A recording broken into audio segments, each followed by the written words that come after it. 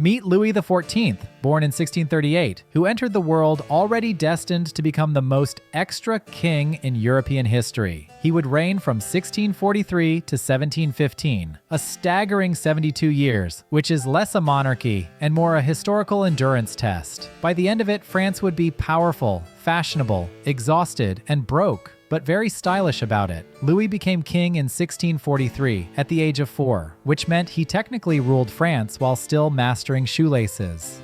Real power rested with his mother, Anne of Austria, and her chief minister, Cardinal Mazarin.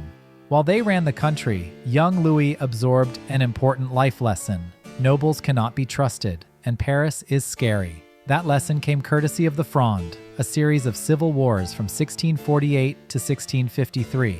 Angry aristocrats rebelled, mobs filled the streets of Paris, and the royal family fled in the night. Louis never forgot the humiliation. From that moment on, he vowed that nobles would never again have enough freedom or money to challenge him. In 1661, Mazarin died, and France expected Louis to appoint another powerful minister. Instead, Louis shocked everyone by declaring that he would rule personally.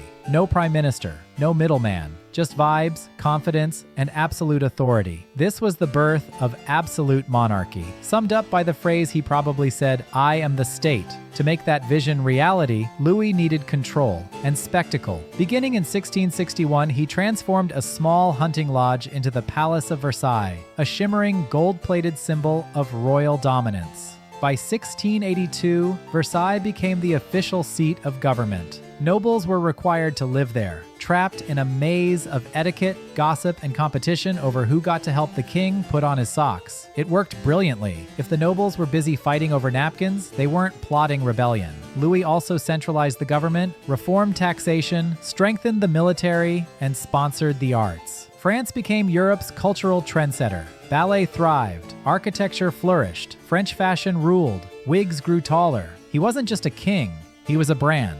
But Louis didn't just want glory at home. He wanted it on the battlefield. His reign included a near-constant stream of wars, starting with the War of Devolution, 1667 to 1668, followed by the Franco-Dutch War, 1672 to 1678. These conflicts expanded France's borders and boosted Louis's reputation as Europe's most intimidating monarch. Then came religion. In 1685, Louis revoked the Edict of Nantes by issuing the Edict of Fontainebleau, ending religious tolerance for Protestants. His goal was unity. The result was economic self-sabotage. Hundreds of thousands of skilled workers fled France, taking their talents and tax revenue with them. The wars continued. The largest and most devastating was the War of the Spanish Succession, which began in 1701 and dragged on until 1714. France fought nearly all of Europe at once. The cost was enormous. The treasury emptied. Famine struck in 1693 to 1694, killing hundreds of thousands. For the first time, the Sun King's glow started to flicker.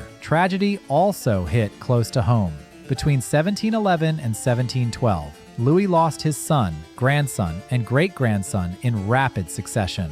By the time the Treaty of Utrecht ended the war in 1713, Louis was old, grieving, and ruling a nation on financial life support. Louis XIV died in 1715 at the age of 76, having outlived nearly everyone who mattered. The throne passed to his 5-year-old great-grandson, Louis XV.